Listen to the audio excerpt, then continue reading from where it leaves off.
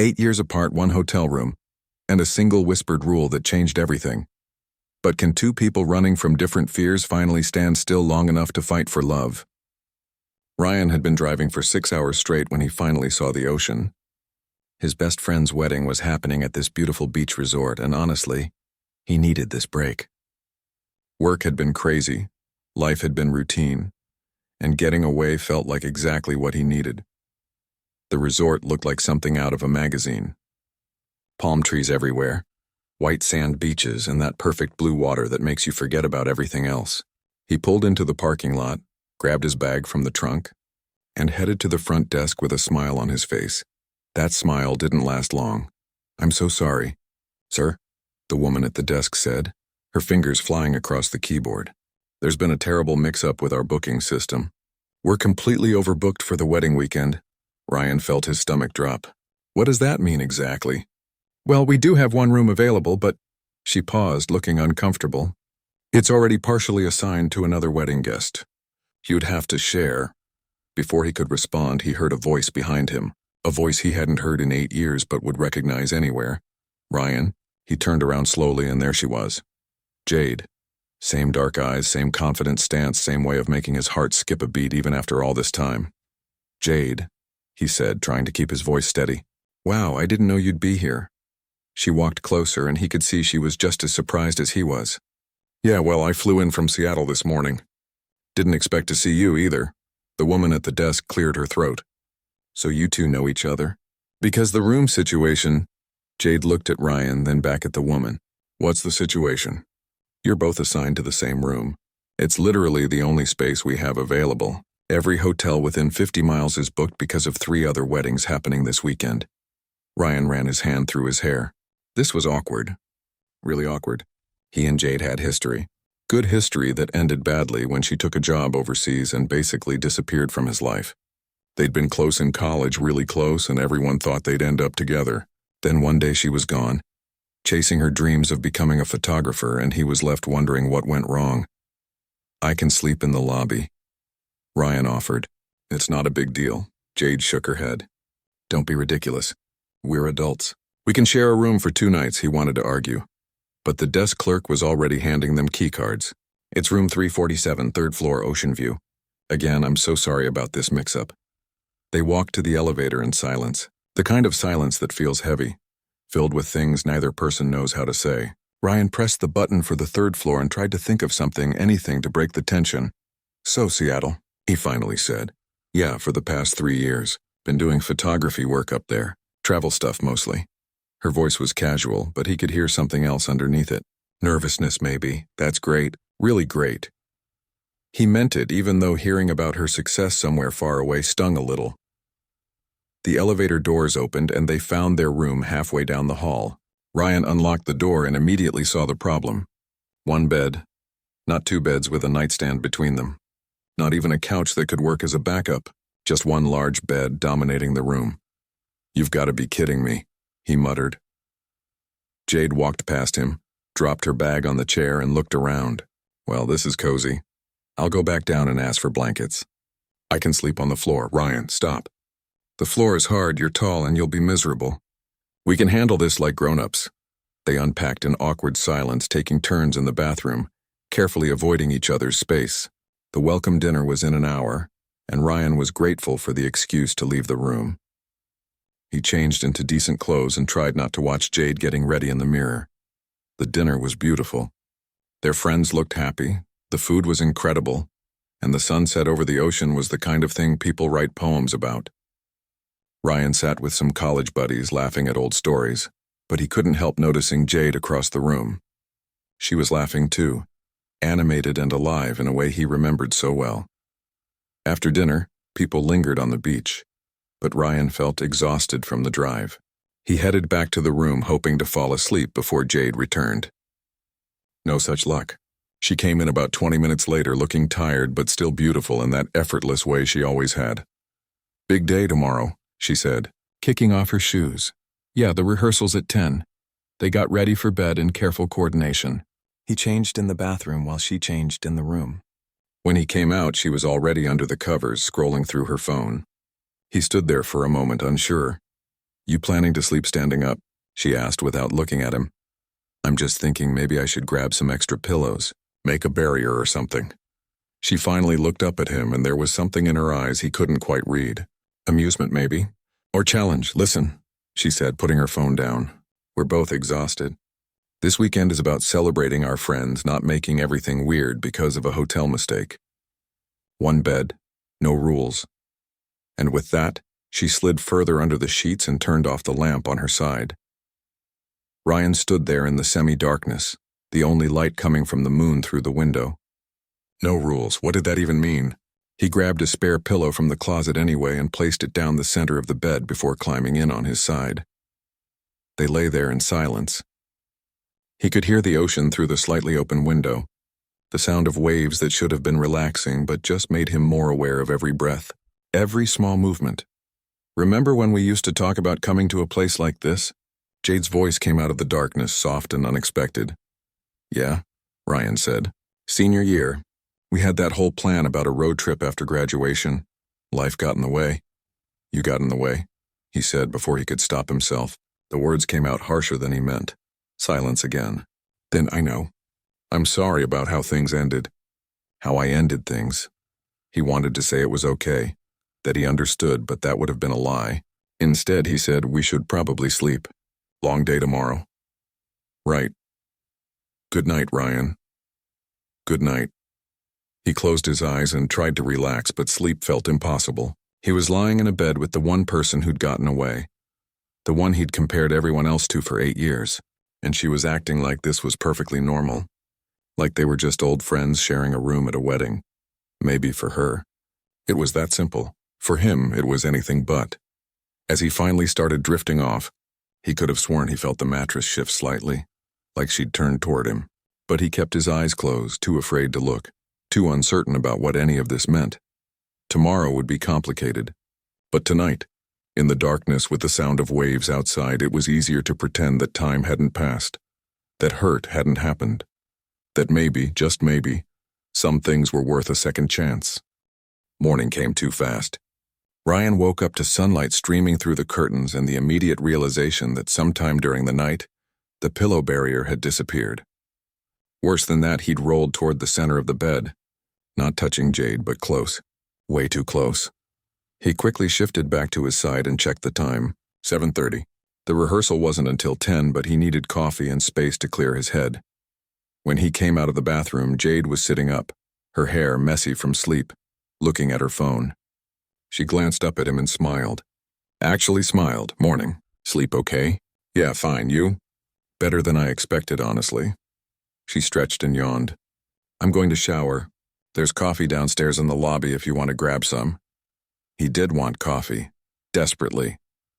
He threw on shorts and a t-shirt and headed down, grateful for a few minutes alone. The lobby was quiet, just a few early risers reading newspapers and checking their phones. He poured a large cup of coffee and sat by the window watching the ocean. His phone buzzed. A text from his friend Derek, the groom. Heard you're rooming with Jade. Interesting development. Ryan typed back quickly. Not by choice. Hotel screwed up. Sure. See you at rehearsal. The rehearsal turned out to be more complicated than he expected. Not the actual practice part, that was fine. The complicated part was that everyone assumed he and Jade had come together. As a couple. You two look great, someone said. How long has it been now? We're not together, Ryan said quickly. We're just friends, Jade added at the same time. But the knowing looks didn't stop. At lunch afterward, they ended up sitting together because that's where people assumed they'd sit. And honestly, it wasn't terrible. They fell into easy conversation about work, about mutual friends, about everything except what actually mattered. So you're still doing architecture? Jade asked, picking at her salad. Yeah, same firm. It's stable, pays well. Not exactly exciting, but it's good work. She nodded, but something in her expression changed. You always wanted to design sustainable buildings, the kind that change communities. Are you doing that? The question hit harder than it should have. Not really. Mostly commercial stuff. Office buildings, retail spaces. The sustainable projects are harder to get. But you're trying? He thought about that. Was he trying? Or had he gotten comfortable with good enough? What about you? He deflected. Living the dream, traveling everywhere with your camera? Something like that. She looked out at the ocean. It's amazing seeing new places, meeting new people. But it's also lonely sometimes. Hard to build anything real when you're always leaving. There it was. The opening he'd been waiting for 8 years. But before he could say anything, someone called them over for photos. The afternoon disappeared into wedding activities. Group pictures, catching up with old friends, helping set up decorations. Ryan found himself watching Jade more than he should have. The way she laughed with people, how comfortable she seemed in any situation. The small moments when her smile would fade and she'd look distant, like her mind was somewhere else. Evening came, and with it, the actual wedding. Ryan sat in the third row, watching his best friend get married to the love of his life. The ceremony was beautiful, the kind of thing that makes you believe in happiness and forever. When the couple kissed, everyone cheered, and Ryan felt something shift in his chest. He glanced over and saw Jade wiping her eyes. She caught him looking and laughed at herself. I always cry at weddings. The reception was held in a beautiful hall overlooking the ocean. Dinner, toasts, more photos. Ryan stuck with his college friends, drinking probably more champagne than he should have. Jade was at another table with the bride's friends, but he kept noticing her across the room. Then came the dancing. Slow songs, fast songs, all the classics. Ryan stayed seated, never much of a dancer, content to watch. Until Jade appeared next to his chair. Come on, she said, holding out her hand. I don't dance. You do tonight. Something about the way she said it made refusing impossible. He took her hand and let her lead him to the dance floor. A slow song started, and before he could overthink it, she stepped close and put her arms around his neck. They swayed together, not really dancing, just moving. She fit against him the way she always had, like no time had passed at all. Thank you for not being weird about the room thing, she said quietly. Yeah, well, we're adults, right? No rules. She pulled back slightly to look at him. About that. About everything, really. I owe you an actual explanation. You don't owe me anything, Jade. It was 8 years ago. But it still matters. I can see it in your face every time you look at me. The song changed, but they didn't move. People danced around them, lost in their own moments. You want to get out of here? She asked. Go for a walk or something? They slipped away from the reception and walked down to the beach. The sand was cool under their feet, the moon bright overhead. They walked in silence for a while, just listening to the waves. I was scared, Jade finally said. Back in college. We were getting so close, and I had this opportunity to travel for work, and I just panicked. I thought if I stayed, I'd give up my dreams. If I left, I'd lose you. So I chose the dreams and tried to pretend losing you didn't destroy me. Ryan stopped walking. You could have talked to me. We could have figured it out. I know that now. But at 23, I thought it was all or nothing. Career or relationship. Freedom or commitment. She turned to face him. I've spent 8 years trying to prove I made the right choice. And did you? She looked at him, really looked at him, and shook her head slowly. I don't know anymore. The wind picked up and she shivered. Without thinking, Ryan took off his jacket and draped it over her shoulders. It was such a simple gesture, but it felt like more, like a door opening. They walked back slowly, neither wanting the conversation to end. Back in the room, the energy was different. Charged somehow. They got ready for bed, but the silence wasn't awkward anymore. It was anticipatory. Ryan climbed into bed first and Jade turned off the lights. Instead of staying on her side, she moved closer. One bed, no rules, she whispered. That's what I said, right? His heart was pounding. Jade, what are we doing? I don't know, but I'm tired of pretending I don't still feel something. She kissed him then, soft and tentative like she was asking a question, and he kissed her back, answering with 8 years of unspoken feelings. Tomorrow would bring complications. But tonight they stopped running from what had always been there. Ryan woke up to the sound of rain hitting the window. For a moment he was disoriented, not sure where he was or why he felt so content. Then he remembered. Everything from last night came rushing back. He turned his head and saw Jade still sleeping beside him, her hair spread across the pillow, peaceful in a way he'd rarely seen her. In the morning light, with rain falling outside, it felt like they existed in their own world, separate from everything else. But reality had a way of crashing in. Jade's phone buzzed on the nightstand. Once, twice, 3 times, she stirred and reached for it, squinting at the screen. Whatever she saw made her face change. Everything okay? Ryan asked. She sat up, pulling the sheet around herself, suddenly looking guarded. Yeah, just work emails. Nothing important, but he could tell it was something. The way she wouldn't quite meet his eyes. The way her fingers tightened around the phone. Jade. She finally looked at him, and there was something in her expression that made his stomach sink. Guilt, maybe. Or regret. We should probably talk, she said quietly. Those 4 words. The ones that never led anywhere good. They got dressed in silence, the easy intimacy from last night replaced by tension. The rain got heavier, matching Ryan's mood perfectly. I need coffee for this conversation, he said, trying to keep his voice light.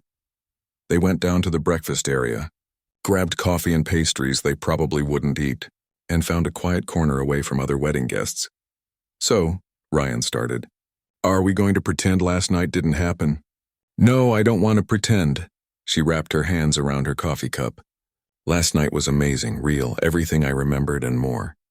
But I leave tomorrow, back to Seattle, and then I'm flying to Iceland on Wednesday for a 6-month photography assignment. There it was, the same pattern, the same ending. Ryan felt something crack inside his chest. 6 months, he repeated flatly. It's a huge opportunity, National Geographic assignment, documenting climate change and the landscape. It's the kind of job I've been working toward my entire career. I'm not asking you to give it up, aren't you? Because that's what it would take, Ryan. If we try this, really try, one of us has to change everything, and I can't be the person who gives up my dreams for a relationship. I tried to convince myself I could 8 years ago, and I ran because I was terrified of losing myself. He wanted to be angry, but all he felt was tired. And I can't be the person who waits around hoping you'll eventually choose me over the next adventure. They sat in painful silence, watching the rain through the window. Other wedding guests came and went, laughing and happy, completely unaware of the quiet devastation happening in the corner. This is why I don't do relationships, Jade said, her voice cracking slightly. This moment right here. When everything good turns complicated and someone gets hurt, you think I'm not hurt. Jade, I spent 8 years getting over you. 8 years convincing myself I was fine, dating people who were perfectly nice but didn't make me feel anything close to what I felt with you. And then one weekend, one night, and I'm right back where I started. I didn't ask you to feel that way. You don't get to choose that. You kissed me. You said you were tired of pretending. She looked at him then, really looked at him, and he saw tears in her eyes. I meant it. I am tired of pretending, but I'm also tired of feeling trapped. Every time I think about staying in one place, committing to something permanent, I feel like I can't breathe. That's not about commitment. Jade, that's about fear. Maybe, but it's my fear to deal with. Ryan leaned back in his chair, suddenly exhausted. So what now? We say goodbye tomorrow and pretend this weekend never happened? I don't know. I don't have answers, Ryan, I never have. The rest of the day was awkward. They went through the motions, attending the farewell brunch, smiling for more photos, hugging friends goodbye. But between them everything felt broken. They were polite, distant, like strangers forced together by circumstance. The bride, Melissa, pulled Jade aside at one point. Ryan watched from across the room as they talked, saw Jade's face change from defensive to thoughtful, to something else he couldn't quite read. Later, the groom, Derek, cornered Ryan by the bar. So, you and Jade, Derek said, not as a question. There is no me and Jade. That's not what it looked like last night at the reception, or this morning at breakfast for that matter. You both look miserable, Ryan sighed. She's leaving. 6 months in Iceland, same story, different location, and you're staying put, same as always. My life is here. My job, my apartment, my friends. Derek ordered them both drinks. You know what Melissa told me when I got cold feet about moving across the country for her? She said, a life you're afraid to change is not a life you're really living. Made me realize I was using stability as an excuse not to take risks. This is different, is it? Or are you both just scared and calling it practical? The question stayed with Ryan for the rest of the day. Was he scared? He'd always thought of himself as the stable one, the responsible one who didn't chase impossible dreams. But maybe Derek was right. Maybe stability was just another word for stuck. That evening, their last night in the room, the tension was unbearable. They packed in silence, carefully avoiding each other's space. When they finally turned off the lights and got into bed, they stayed on opposite sides, the distance between them feeling wider than the few inches it actually was. I'm sorry, Jade whispered in the darkness. For what? for being the person who always leaves, for making you care about someone who can't stay. Ryan stared at the ceiling, his throat tight. I'm sorry, too, for not being brave enough to ask you to stay, for acting like my fear of getting hurt again is somehow more valid than your need to live your life. We're quite a pair, aren't we? Yeah, we really are. Silence fell again, but it was different now. Not angry, just sad. The kind of sadness that comes from two people who care about each other but can't figure out how to make it work. Ryan? Yeah? Last night meant something to me. I need you to know that. It wasn't just old feelings or wedding emotions or whatever. It was real. He turned toward her in the darkness even though he couldn't really see her face. It was real for me too. They lay there, both awake, both hurting, both too scared to bridge the gap between them. Outside, the rain had stopped, but the clouds remained, covering the stars. Tomorrow they'd say goodbye. Tomorrow they'd go back to their separate lives and try to move forward. But tonight they lay in the darkness. Two people who loved each other but couldn't figure out how to make love enough. Morning came with harsh sunlight and the reality of goodbye. Ryan woke up first, watching Jade sleep for just a moment before forcing himself out of bed. Their flight schedules were different. He'd be leaving for the airport at noon. She wasn't flying out until evening. He showered, dressed, and started packing his things with mechanical efficiency. Don't think about it. Just get through it. That was the plan. Jade woke up as he was zipping his bag closed. She sat up, looking rumpled and beautiful and sad. You're leaving soon, she said. Not a question. Yeah, couple hours. Thought I'd grab breakfast first. Ryan, wait. He stopped, hand on his suitcase handle, not sure he could handle another painful conversation. I talked to Melissa yesterday. She told me something I didn't know. Jade pulled her knees up to her chest. The room mix-up wasn't actually a mix-up. What? She planned it. Requested we be put together. Hoped that spending time together would, I don't know, fix things between us, I guess. Ryan sat down hard on the edge of the bed. She set us up. Yeah, that's pretty manipulative. That's what I said. But she said she didn't want to watch two people she loves waste their lives because they're too stubborn to fight for what matters. Jade laughed bitterly. She might have a point. Jade, where are you going with this? She looked at him and he could see her fighting with herself. What if we tried? Really tried. Not just a weekend, but an actual attempt at making this work. His heart jumped, but he forced himself to think clearly. How? You're leaving for Iceland in 3 days. I have a job, a lease, responsibilities. People do long distance. Do you really believe that would work for us? Because I don't. Long distance requires trust and consistency and showing up even when it's hard. And your whole life is about freedom and spontaneity and going wherever the wind takes you. The words came out harsher than he meant. But they were true. Jade flinched like he'd slapped her. So that's it? You've already decided I'm not capable of commitment? I'm saying you've never proven you are. 8 years ago you ran. Yesterday you basically told me you feel trapped by the idea of staying in one place. How is that supposed to make me believe this time would be different? Because I'm different. Because maybe seeing you again made me realize what I've been running from all these years. Ryan stood up, pacing the small room. You know what I think? I think you're scared of leaving. Genuinely scared this time, so you're looking for a safety net. Someone to come back to if the big adventure doesn't work out. And I can't be that person, Jade. I won't be your backup plan. That's not fair, isn't it? He grabbed his suitcase. I've spent 8 years being everyone's safe option. The reliable friend, the stable guy who'll always be there. I'm tired of it. If someone wants to be with me, I need them to actually choose me, not as a compromise or a fallback, but as the first choice. Jade's eyes filled with tears. You are my first choice. Why can't you see that? Because you're still getting on that plane. Because when it comes down to it, Iceland wins. Your career wins. Your need for freedom wins. And I'm left here again wondering why I'm never enough to make someone stay. The words hung in the air between them. Jade stood up, wrapping her arms around herself. This isn't about you not being enough, Ryan. This is about me being terrified that if I stay, I'll wake up in 5 years hating my life and resenting you for it. I've watched it happen to people. They give up their dreams for love, and eventually the love dies because they can't forgive what they sacrificed. Then maybe we're not meant to work. Silence, heavy and final. Maybe we're not, Jade finally said, her voice barely a whisper. Ryan picked up his bag, walked to the door, then turned back. For what it's worth, this weekend mattered to me, all of it. But mattering isn't enough. He left before she could respond, before he could see if she was crying, before he could change his mind and beg her to stay. The brunch was torture. Derek and Melissa clearly knew something was wrong, but thankfully didn't push. Ryan ate without tasting anything, smiled without meaning it, and counted the minutes until he could leave. Finally, it was time. He hugged his friends goodbye, promised to visit soon, avoided looking around for Jade. She didn't come down to say goodbye.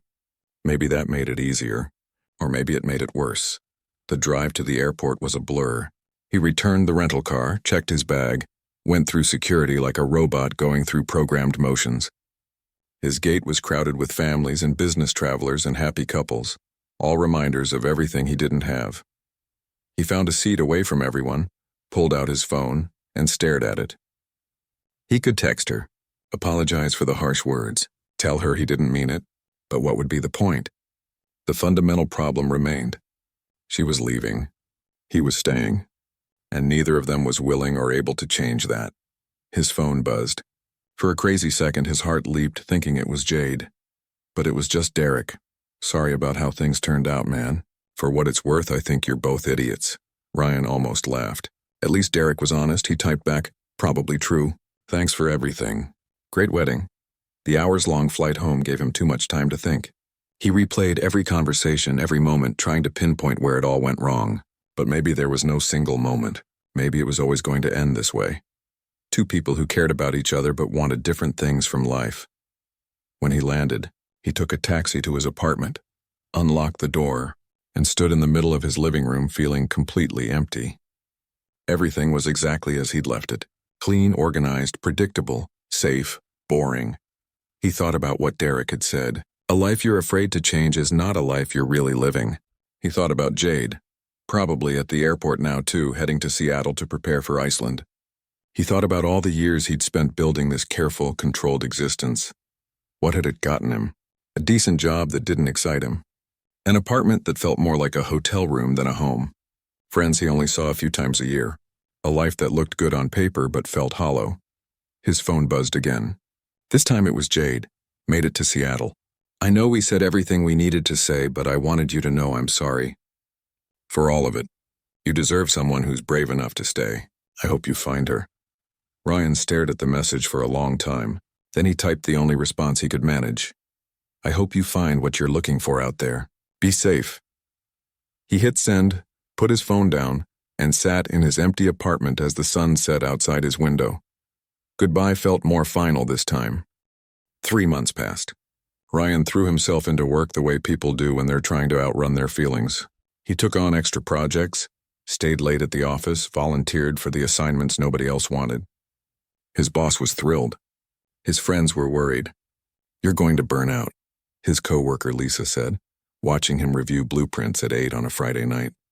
I'm fine. You're here on a Friday night. You're not fine.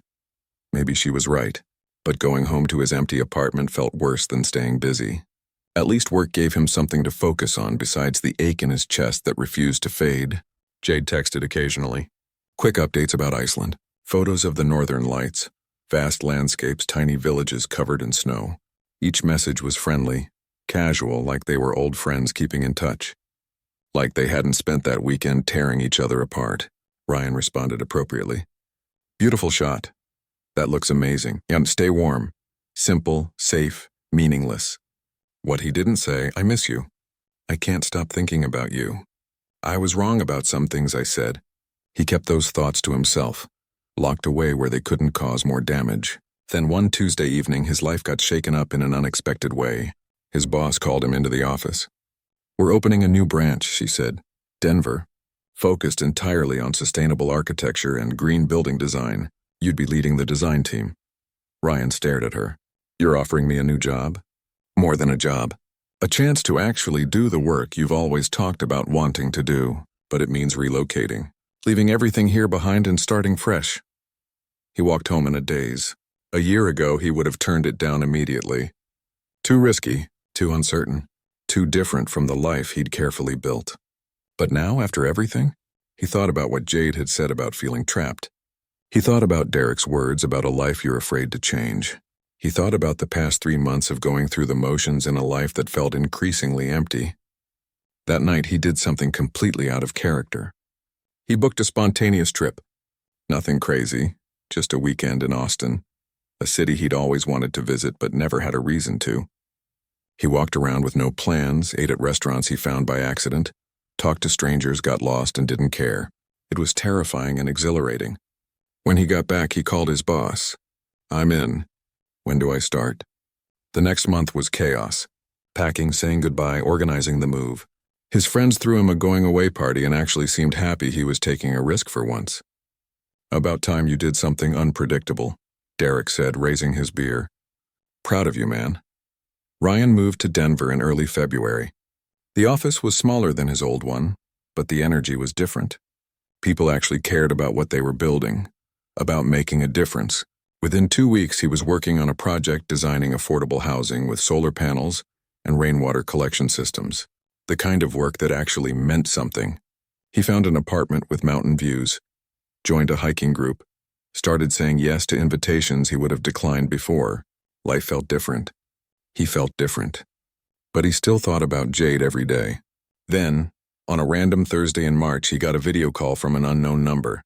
He almost didn't answer, but something made him pick up. Jade's face filled the screen. She was bundled in winter gear, the northern lights dancing in the sky behind her. "Hey," she said, her breath visible in the cold air. "Hey yourself. That's incredible behind you." "Yeah, it never gets old." She paused, looking nervous in a way he'd rarely seen. "I'm calling because I need to tell you something and it can't wait." His heart started pounding. "Okay." "I've been miserable, Ryan, completely, utterly miserable. I'm in one of the most beautiful places on earth doing my dream job, and all I can think about is you. About us, about how badly I messed everything up." He didn't know what to say, so he just listened. "I kept telling myself that what I needed was freedom, adventure, no strings attached. But the truth is, none of it means anything if I can't share it with someone who matters. And you matter. You've always mattered. Jade, let me finish. I'm finishing my contract early. I'll be back in the States in 2 weeks. And I know I have no right to ask anything from you after everything I put you through. But I need to know, is there any chance? Any possibility that we could try again?" Ryan stood up and walked to his window, looking out at the mountains. "Where would you go? When you come back?" "I don't know. I haven't figured that out yet. Maybe back to Seattle. Maybe somewhere new, maybe—" She trailed off. "I'm not in California anymore." "What?" "I took a new job in Denver. Moved here 6 weeks ago, leading a team that designs sustainable buildings. The work I always wanted to do but was too scared to pursue.